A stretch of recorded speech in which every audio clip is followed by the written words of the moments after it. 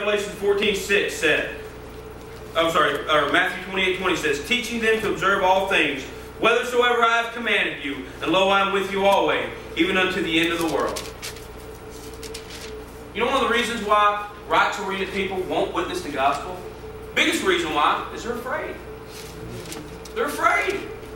It scares the living fire out of them. What if somebody rejected me? Back to me. As if it's all about me. It's not about you. You know, that's one of the first steps that you learn. One of the first steps that I've come to learn about being a good, solid Christian is when somebody came up, popped my bubble and said, hey, Luke, it's not all about you.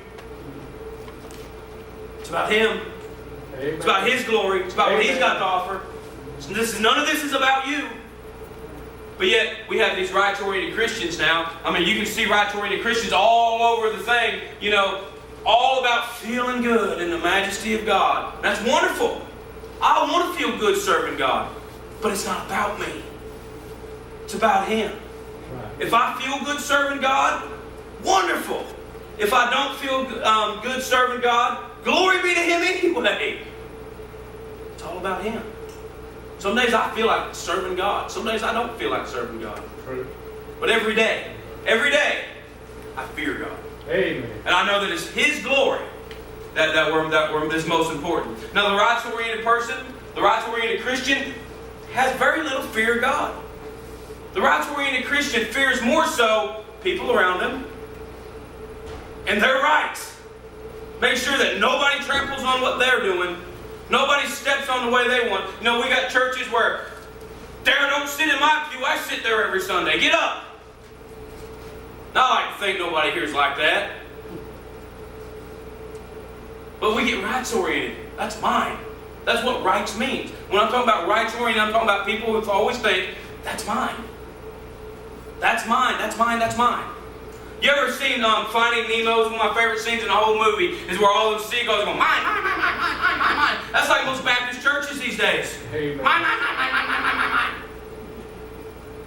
You can't even hardly get any sense made of anything because all the cackling mine. That's where the Bible comes up with the word murmuring. When it talks about the Israelites murmured, that's a perfect word. Because it sounds like what it is. And that's what we're doing. That's the rights-oriented Christian. The duty-oriented Christian relies on verses like what we started with. Let's hear the conclusion of the whole matter.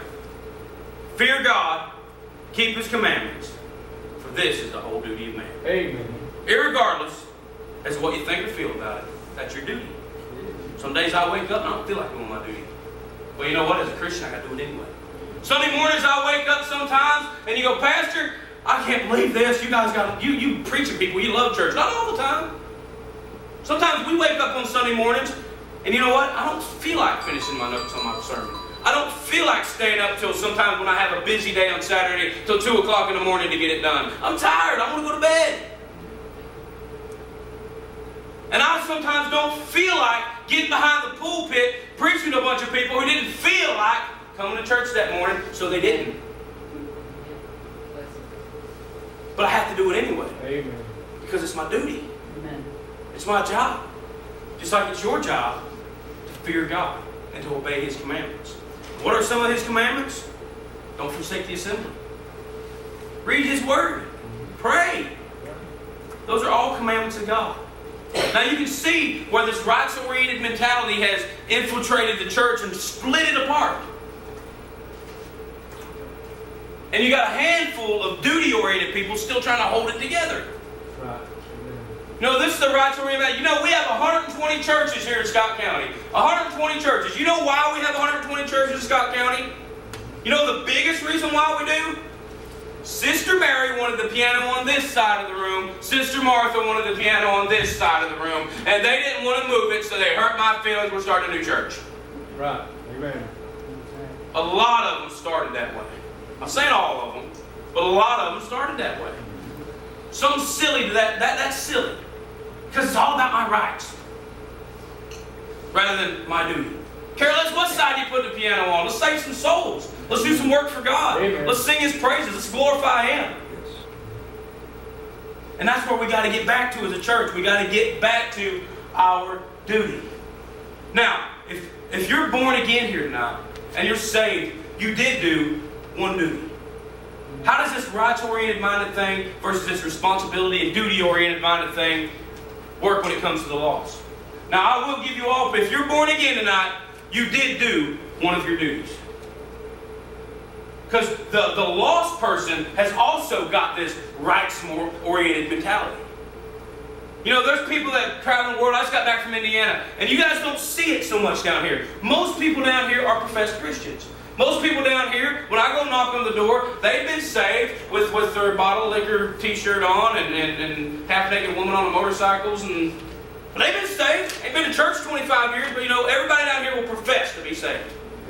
I don't think that I can remember, Dave and I probably hit every door in this county. We're combating Jehovah's Witnesses is what we're trying to do. But we probably hit every door in this county, and guess what? I don't think I can count on one hand all the people that said they weren't saved. None of them going to church. None of them serving God. None of them probably cracked the dust off of their Bible their whole life. But buddy, they'll tell you they're saved. They know God. But you know what?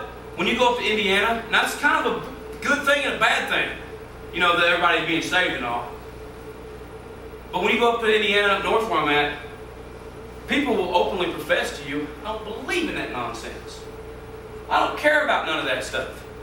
I think it's a bunch of silly stuff. Like Brother Dilbert called them, they call us, wrongfully so, fanatics. They think this whole daggum area down here is a bunch of nutty fanatics. Matter of fact, it's a big old kind of joke one. Oh, you're going down there in the Bible land there, brother. They'll thump you with it. And when you take some Bible thumping up there to them, buddy, they're just like, whoa, get back from me, buddy. They're one of the loony people. That's the way they look at you. Commonplace. Well, here's where rights-oriented people, where it used to be years ago, back in those early days, back when the nation was duty-oriented, it was almost like the whole nation professed Christ. Right. And that was a blessing. See, we have a lot of people in the church, and a lot of people in this area that are professing Christ, and they may be, I don't know, they might be born again, children of God, I don't know, but they sure as heck are rights-oriented Christians and not duty-oriented Christians. But every person that's lost, when it comes to regards of religious matters, is a rights-oriented individual. At least everyone that's saved did their duty and did what they're supposed to before the Lord. When I say that, here's a rights-oriented lost person. Well, I don't know if I believe in God. You know what? I ain't got to believe in God. Why? Quit trying to make me believe in God. This is a free country. It's my right not to believe in God. And you know what? It is their right not to believe in God. If you don't believe in God here today, surely you wouldn't be foolish enough to come here tonight. But if you don't believe in God here today, that's your right. It's a free country. But let's understand this. Our rights stop with eternity. Right, amen. Your rights are over then. Okay, you understand that? Make sure you get that clear. Your rights are over when you're gone from here. Right, amen. You do have rights. It is a free country. But the country you're not taking with you. The country's going to stay here after you die. And you're going to wherever you chose to be. That's where your rights stop. Okay. 1 Corinthians 1:18 says, for the preaching of the cross is to them that perish foolishness. And I'm telling you what, if it's foolishness to you right now, you have the right to think of it as foolishness. But as soon as you die, your rights are gone. Understand that and know that. Then it'll be your duty.